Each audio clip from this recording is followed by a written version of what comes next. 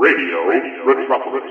Welcome to the Dragnet Radio Podcast here on Radio Retropolis. Tonight, a woman disappears, and her husband, Chester Abbott, becomes suspect. Then, the man's stepson also disappears. This is The Big Plant from February 28th, 1952, here on Radio Retropolis.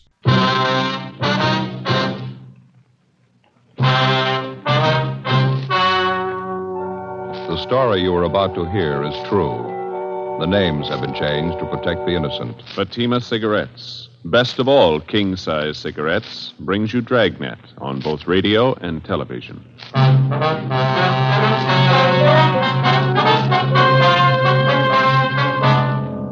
You're a detective sergeant. You're assigned a homicide detail. A 39-year-old housewife disappears suddenly. There's no explanation for it. 5 days later, evidence of possible foul play is uncovered. Your job, investigate.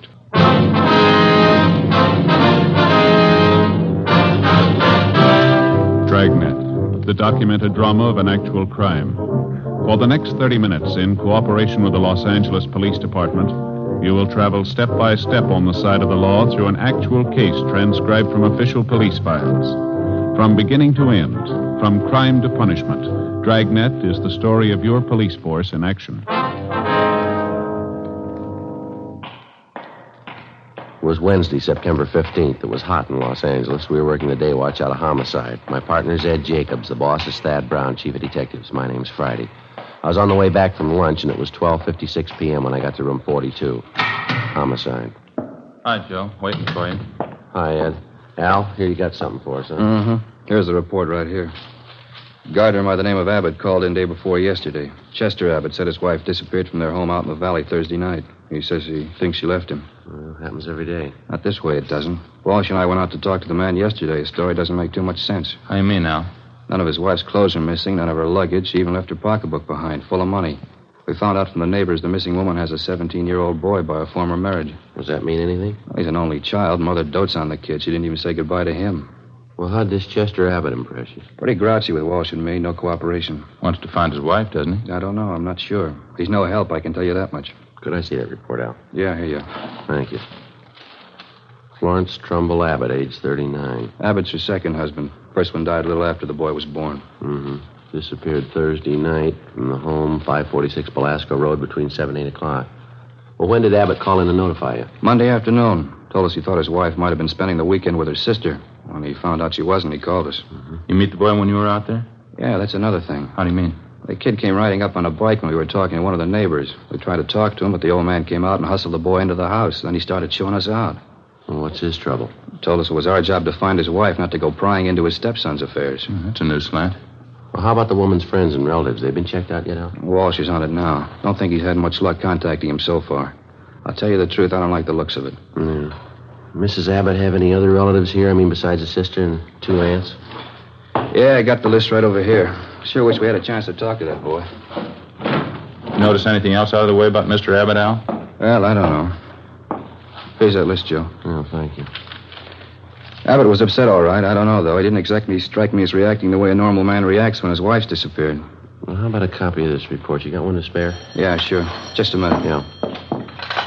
Missing persons, Barghetti. That's right. This is Barghetti speaking. Who's that? Oh, yeah. Yeah, sure. About what? All right, good. 4 o'clock? Fine. All right, son. Goodbye. Well, that was the boy I was telling you about, Mr. Abbott's stepson. What do you want? He wants to talk to us. Sounded worried. About his mother? He thinks something's happened to her. In police work, missing persons detail is not a department separate in itself. It's organized as a part of homicide division. When the possibility of homicide arises in the course of handling a case, missing persons immediately turns the matter over to homicide officers for investigation. When we got the call from the Abbott boy, we automatically took over. According to Al Barghetti, the boy said he suspected his stepfather and he didn't want him to know of any meeting between him and police officers. At 3:15, Ed and I left the office and drove to the meeting place designated by the boy, the Dairyland Fountain and Coffee Shop near the corner of Fairfax and Hollywood Boulevard. We got there at 3:50 p.m. At 8 minutes past 5, the Abbott boy still had not arrived.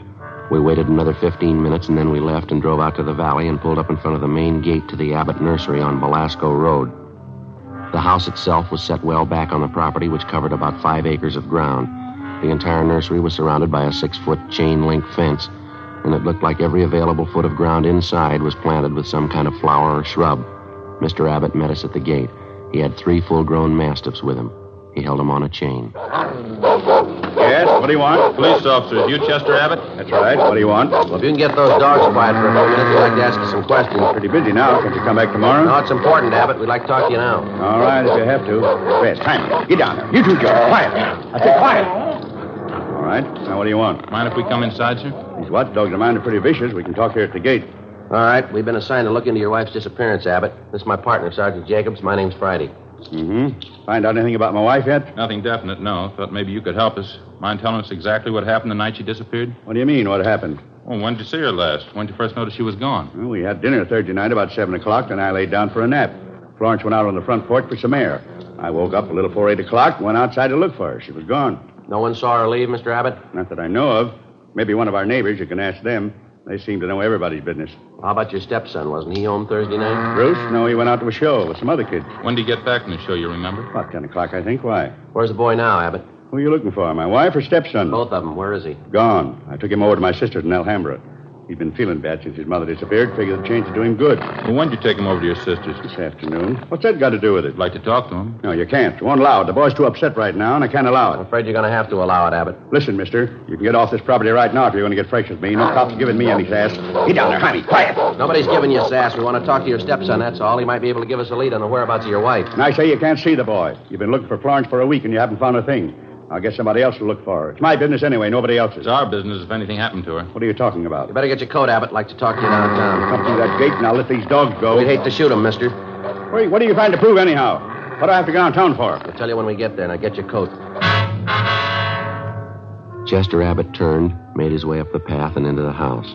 A few minutes later, he came out, closed the gate behind him, and got into our car. On the way back downtown, he talked pleasantly about the weather, the nursery business, and his dogs. When we got to the office, we found out the reason for his sudden change in temperament. His lawyer was waiting for us at the door. We tried to interrogate Abbott, but the lawyer objected to just about every question we asked. It was hopeless, and we knew it, and so did the lawyer. We released Abbott, but not before we got the name and address of his sister in Alhambra, where the stepson, Bruce, was supposedly staying. After Abbott and his lawyer left, Ed and I signed out of the office and drove to Alhambra to check on the boy. Barghetti sure had this one pegged. Real sleeper. Yeah. Like to know how the stepson missed that date with us this afternoon. The boy called us from the house. Stepfather could have overheard him. Yeah, it's possible. Sister's house ought to be along this block, shouldn't it? Let's see. 1408, 06. Yeah, there it is. Great Cottage, 1402. Okay, let's pull up here, huh? Right.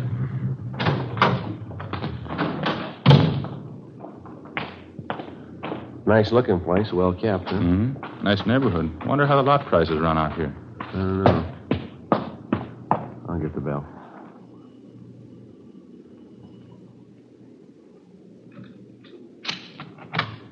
Yes, what is it? Police officers, ma'am. You Miss Abbott? Yes, Helen Abbott. Why? Well, we talked to your brother earlier today, Miss Abbott. He said he brought his stepson, Bruce, over here to stay a while. We'd like to see him if we could. Bruce? Well, yes, he was here until about an hour and a half ago. I went to the store, and when I came back, he was gone. You any idea where we can find him, Miss Abbott? Well, I telephoned my brother Chester just before you came to the door. Bruce isn't there. Yes, ma'am. Do you mind if we came in and looked around, Miss Abbott? Won't take long.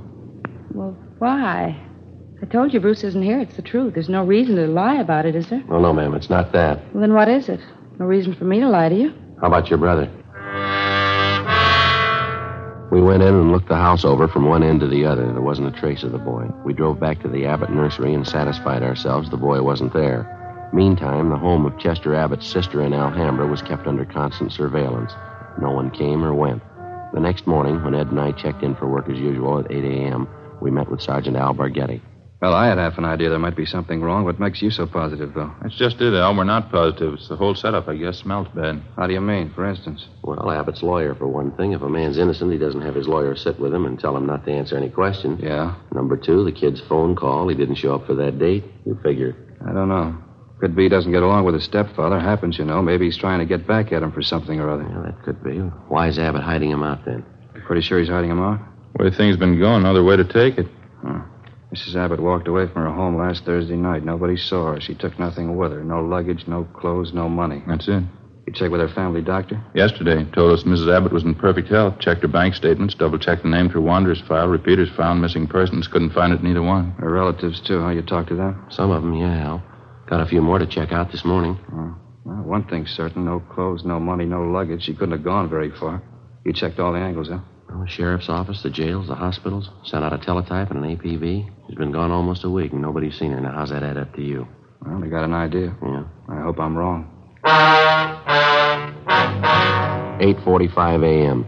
Ed and I left the office and continued making the rounds of the missing woman's friends and relatives. We checked at the Western National Bank, where Mrs. Abbott maintained another account. Her savings statement showed a total balance of $31,564.17. Her checking account had a balance of $842.71. At the Farmers Mutual, we found the record of an insurance policy issued to Florence Trumbull Abbott.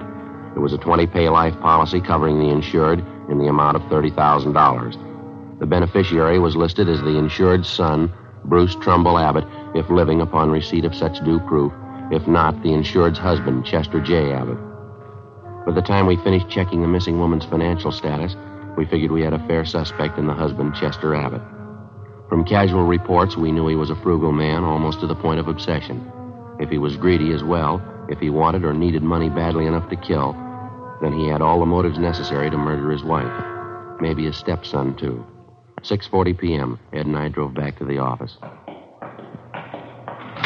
Go ahead. Long day. A lot of mileage.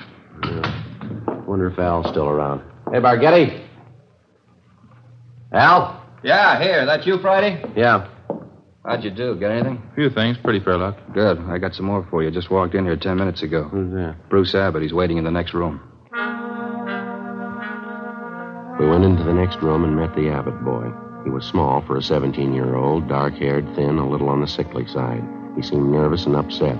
He told us that he wasn't able to keep the date he made with us on the phone because his stepfather did apparently overhear the conversation and drove the boy immediately to his sister's place in Alhambra. We asked the boy what made him so sure that his stepfather was responsible for his mother's disappearance. Well, for one thing, all three of us usually go to the early show on Thursday night, Chester, Mom, and me. But last Thursday we didn't go. Why was that, son? Chester said he wasn't feeling too good and he wanted Mom to stay home and take care of him. Then he told me to go on ahead to the show, so I did. What time did you get home, Bruce? About 10:15, 10 o'clock. Did you notice anything unusual when you got home, son? Not so much, no. Mom wasn't there.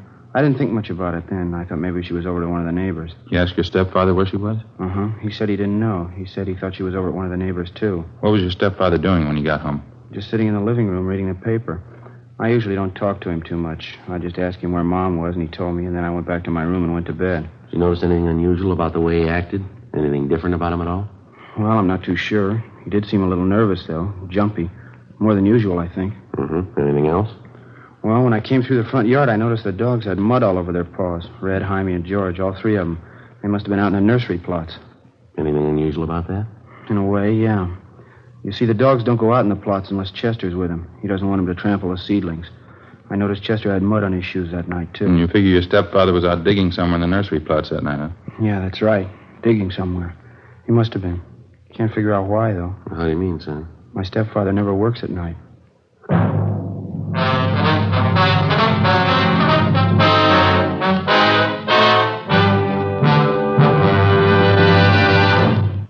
You are listening to Dragnet, authentic stories of your police force in action.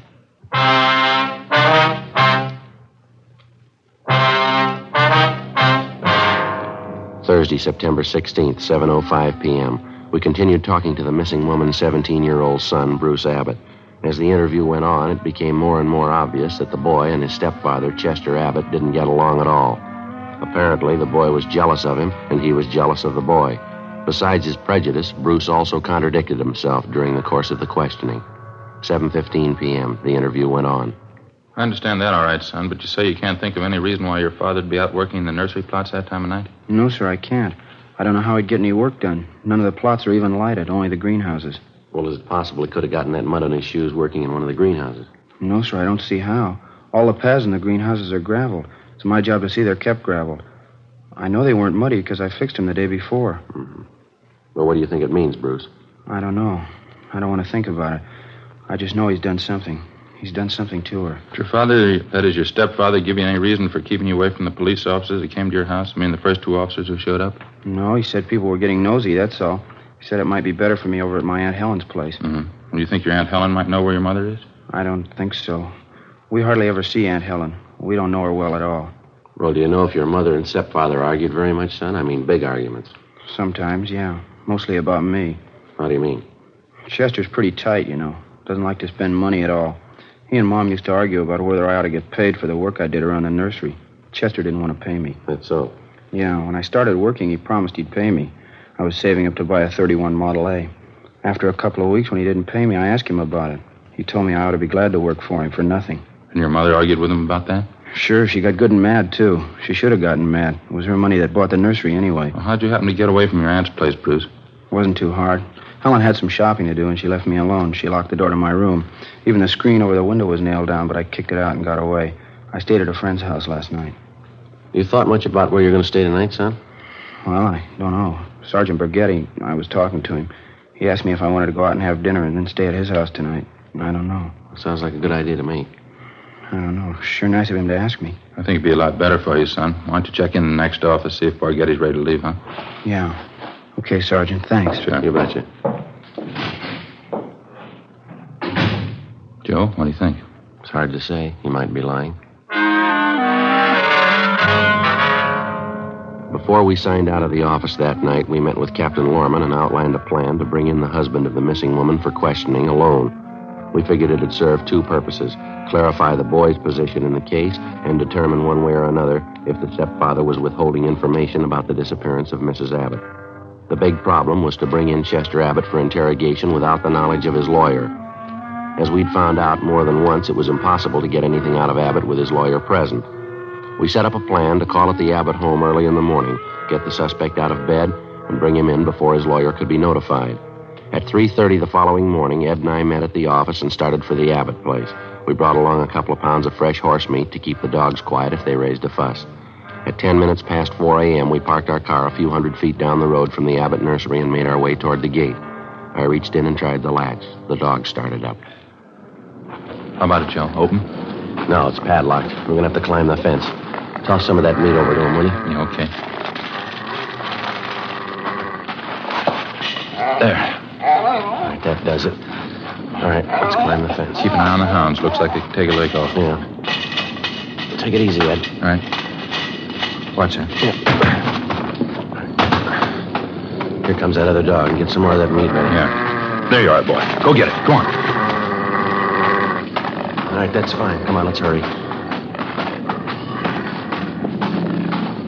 Have a look, Joe. Huh? Windows along the side of the house. Lights just went on. Yeah, come on. All right. Who is it? Who's there? Who is it? I'll set the dogs on you. Police officers, Abbott. Friday and Jacobs. What kind of business is this? What are you doing out here this time of night? You're under arrest, Mr. Abbott. What are you talking about? I think you heard me. You're under arrest. What kind of crazy thing is this? You're going to pay for this. I'll have your job. All right, you want to get your coat? You cops are asking for a pack of trouble. You know that. Get your coat. I'd like to know what you think you're doing. Where's my stepson, anyway? What have you done with him? I got a better one for you, mister. Huh? What have you done with your wife? 4:25 a.m. Ed and I drove the suspect, Chester Abbott, back downtown to the office. He was quiet and sullen. We headed down the hall for the squad room. Light still burning in the office. Yeah, probably Bargetty standing by. All right, Abbott, in there. You're going to pay for this. You can take my word on that. Ed, you want to take him in the office here and stay with him? I'll check with Al. Okay. All right, Abbott. Inside.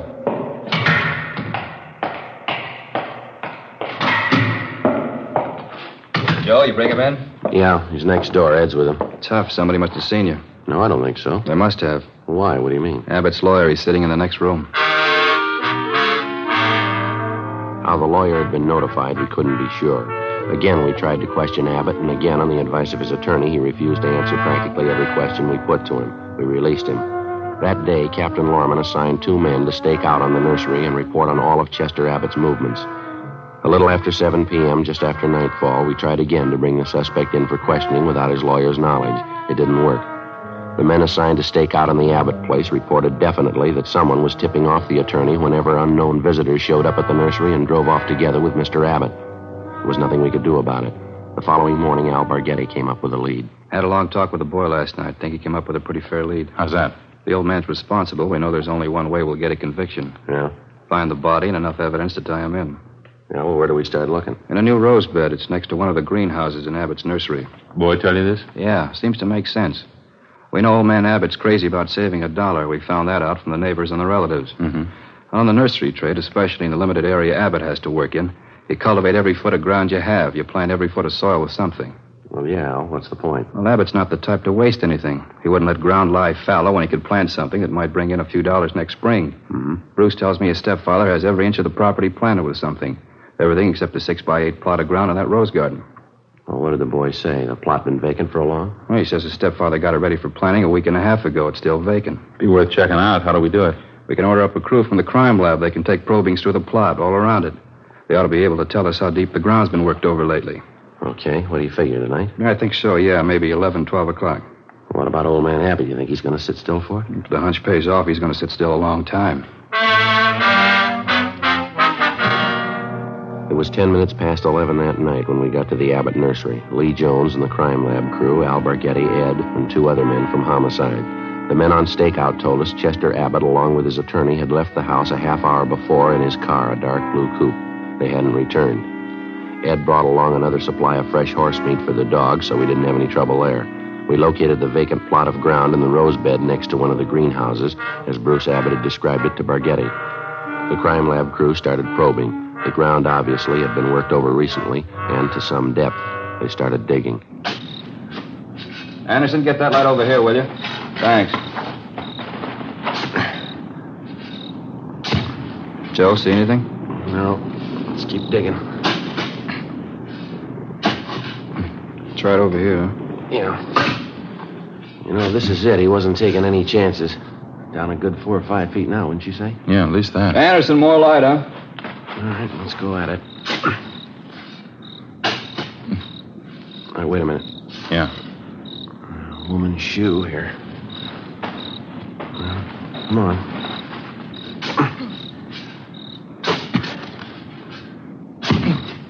Just a minute. Yeah, that's it. The shoulder there. It's a body. Well, it paid off, Al. The boy had it figured. Yeah. Too bad he was right. Ed and I went back to our car and notified communications to broadcast a warrant for murder on Chester Abbott. His description, together with a description of his car and license number, was rebroadcast every 15 minutes. The attorney was contacted, and he stated that Mr. Abbott had dropped him off at his home more than an hour before. He knew nothing of his whereabouts. Ed and I went back to check the Abbott home and found the front door unlocked. We went inside and looked around.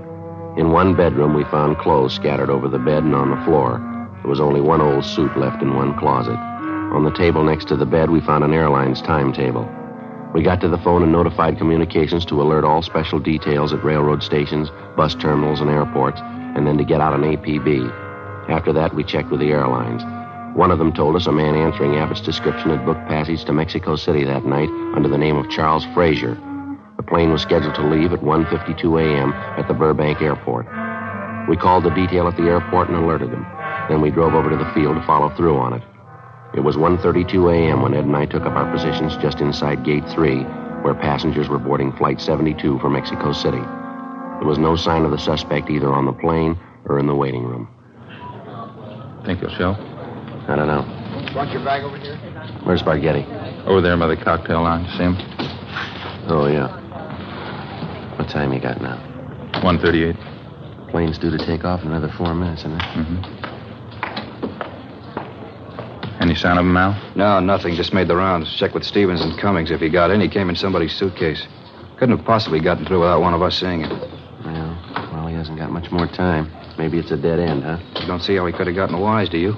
Over there. No, by the ticket counter there. You see him? Yeah, that's him. Come on. Right. All right, just a minute, Abbott. I haven't got time now. I'll miss my plane. If you have anything more to say to me, it can wait till I get back. Afraid not, Abbott. And take it up with my lawyer. I'm in a hurry. We found your wife's body How's that? in the rose bed next to the greenhouse. I don't know what you mean. You must be mistaken. No mistake. Hands behind your back. What's this all about? I haven't done anything.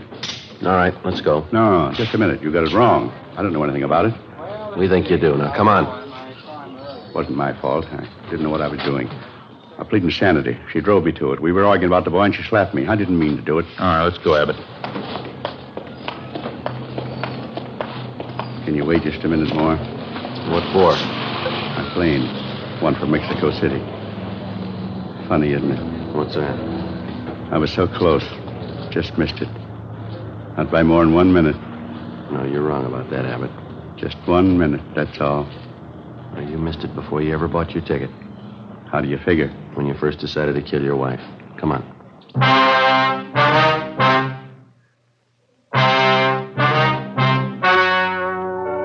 The story you have just heard was true. The names were changed to protect the innocent. On December 19th, trial was held in Superior Court, Department 89, City and County of Los Angeles, State of California. In a moment, the results of that trial.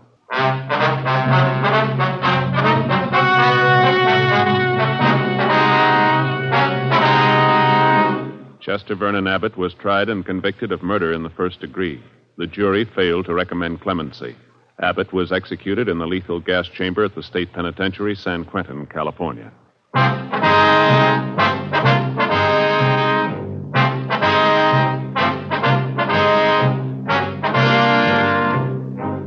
You have just heard Dragnet, a series of authentic cases from official files. Technical advice comes from the Office of Chief of Police W.H. Parker, Los Angeles Police Department. Technical advisors Captain Jack Donahoe, Sergeant Marty Wynn, and Sergeant Vance Brasher. Heard tonight were Barney Phillips and Herb Ellis. Script by Jim Moser. Music by Walter Schumann. Hal Gibney speaking. Fatima Cigarettes, best of all king-size cigarettes, has brought you Dragnet, transcribed from Los Angeles.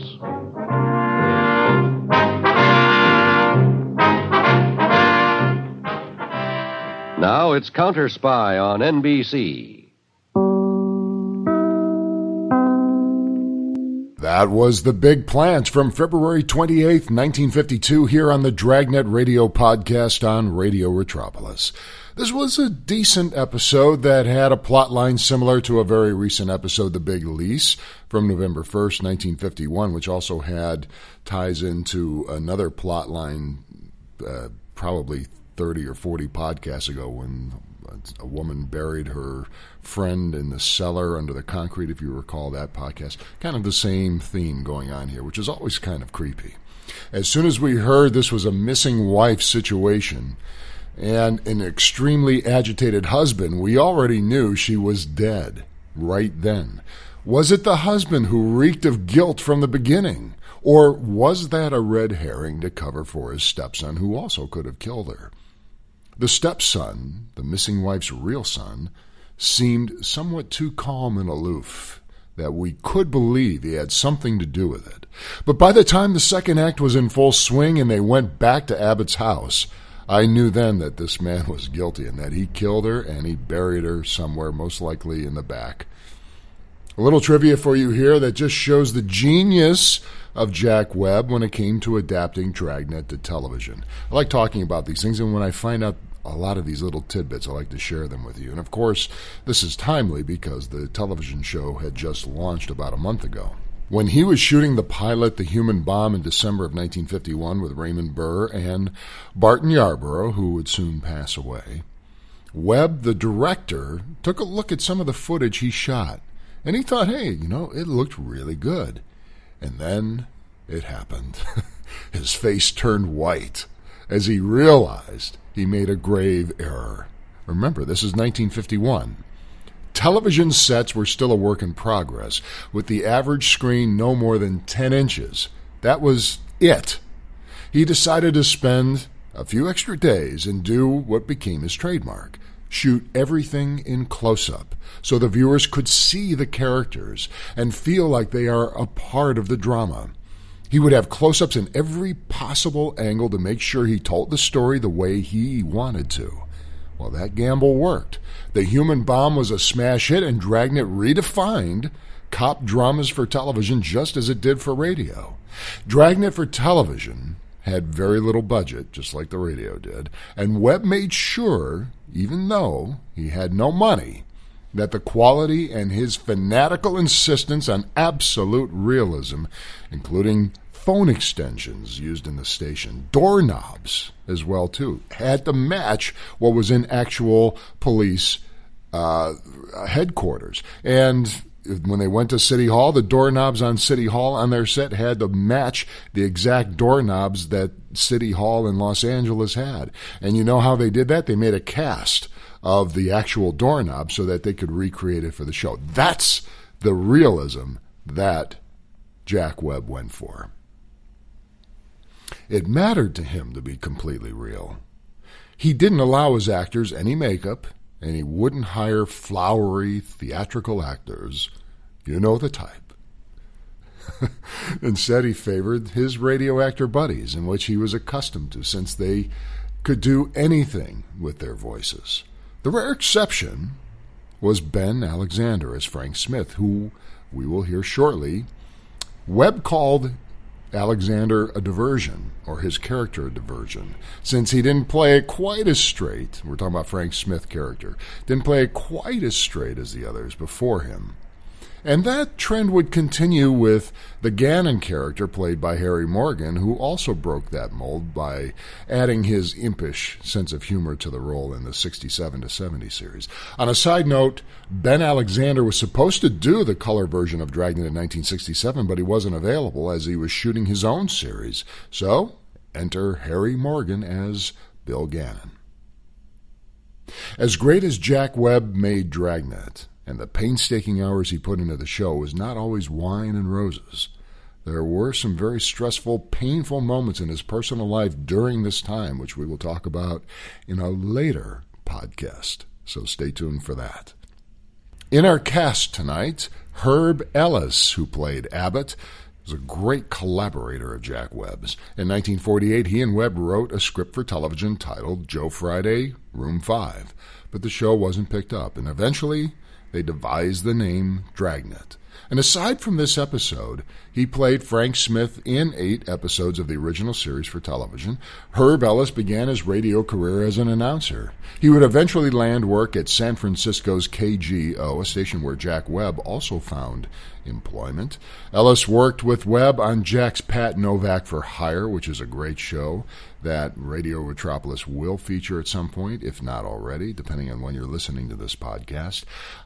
Both during its KGO years and its brief run on the ABC network. Ellis was much more than just a Jack Webb flunky. He had an illustrious career in radio and many hit shows, and then he moved to television and had the same success with great character roles, usually with those authority figures. Gunsmoke, The Six Shooter, Yours Truly, Johnny Dollar, just a few radio series that he was involved with. And of course, for television, Perry Mason, Andy Griffith Show, The Fugitive, Bewitched. I could go on and on and on. Hundreds more in television. Herb Ellis, one of the greats. And as of this podcast, he is still with us. He was born in 1921, and he is still with us to this day. And that'll do it for us tonight. That was The Big Plant from February 28th, 1952, here on the Dragnet Radio Podcast on Radio Metropolis. This is Radio Metropolis.